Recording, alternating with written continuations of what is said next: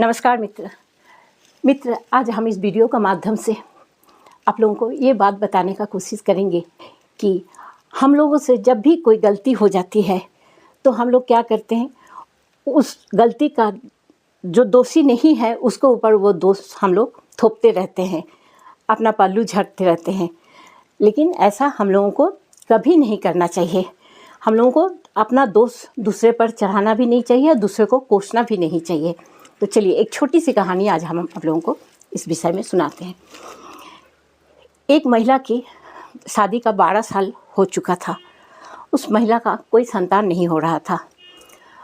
उस 12 साल से वो लोग बहुत पूजा पाठ, तपस्या, बहुत मन्नत यहाँ वहाँ देवी देवता के पास करते गए, लेकिन उन लोगों का कोई संतान नहीं हुआ। बहुत तपस्या करने के बाद 12 साल के बाद उन लोगों का घर में एक नन्ही सी बच्चा का जन्म हुआ। उन लोग बहुत, मियाँ बीवी बहुत खुश थे। उन लोग अच्छा से, शांति से, खुशी से अपना परिवार चल रहा था। एक दिन जब बच्चा 2-2.5 साल का हो गया तो उन लोगों को लगा कि अब बच्चा को स्कूल में डालना चाहिए। तो वो आदमी अपना मिसेस से बोला कि आज फलाना स्कूल का फॉर्म देगा, हम ऑफिस जाने से पहले बाबू का स्कूल का फॉर्म ला के उसके बाद ऑफिस निकलेंगे, तो तब तक तुम बाबू को लेके घर ही में रहो, घर को संभालो।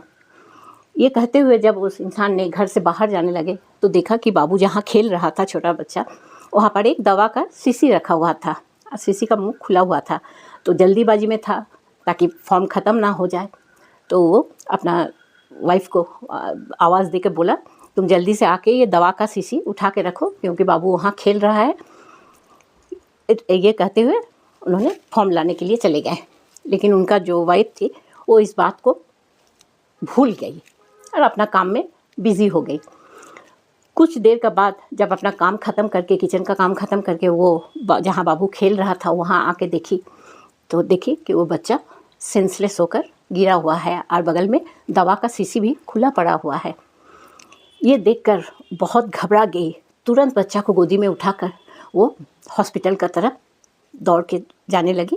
हॉस्पिटल में जाके वो डॉक्टर के पास बच्चा को लेटा के बोला कि डॉक्टर साहब देखिए, मेरा बच्चा ऐसा ऐसा गलत दवा पी लिया है, उसका क्या हो गया है, वो बात नहीं कर रहा है। डॉक्टर साहब अच्छा से जांच उच करके बोले कि ये बच्चा अब जीवित नहीं है, ये मर चुका है। ये सुनते ही उस महिला का मन बहुत दुखी हो गया, खूब ज़ोर ज़ोर से रोने लगी। सोचने लगी ये बात हम अपना पति से कैसे कहेंगे। अगर वो जिस टाइम कह के गए कि दवा का शीशी उठा के रखो, उस टाइम अगर हम उठा के रखते तो शायद ऐसा नहीं होता। फिर सोचने लगी कि ये चीज़ तो मेरा हस्बैंड भी कर सकते थे, जितना देर में हमको बोले उतना देर में अगर ये खुद दवा को उठा के रखते तो आज बाबू का साथ ये अघटन नहीं घटता। ये सोचते हुए वो खूब रोते रोते अपना पति को फ़ोन किए। उसका पति दौड़ते दौड़ते हॉस्पिटल पहुँचे। वहाँ आके देख रहा है उसका पत्नी बहुत रो रहा है और बाबू बगल में स्ट्रेचर के ऊपर सोया हुआ है। ठीक लग रहा है, नींद से सोया हुआ है, लेकिन तब तक तो वो मर चुका था।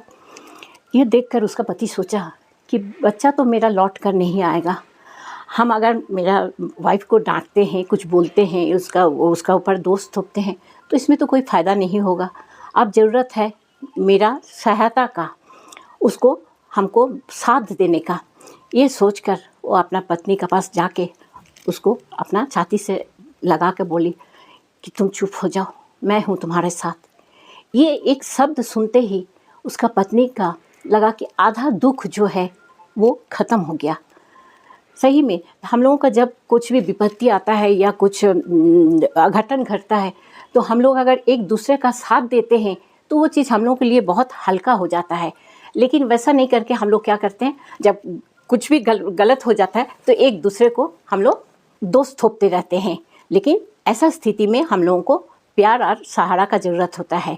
इससे हम लोगों को ये शिक्षा मिलती है कि जीवन में मुश्किल और हादसे में हमें कभी भी एक दूसरे को दोष नहीं थोपना चाहिए। इस दौरान हम लोगों को क्या करना चाहिए, दोष थोपने का बजाय हम लोगों को एक दूसरे को सहारा देना चाहिए। यही हम लोगों के लिए ज़्यादा ज़रूरी होता है। दूसरे को दोष देने से हम लोगों का ये जिम्मेदारी ख़त्म नहीं हो जाती है। इसलिए मित्र, कभी भी घर में कोई भी विपत्ति हो, एक दूसरे पर दोष नहीं थोपिए, उसके जगह आप लोग मिलजुल कर उस प्रॉब्लम का सॉल्व कीजिए। ठीक है मित्र, अगर ये चीज़ आप लोगों को अच्छा लगा तो ज़रूर सब्सक्राइब कीजिएगा, शेयर कीजिएगा। नमस्कार।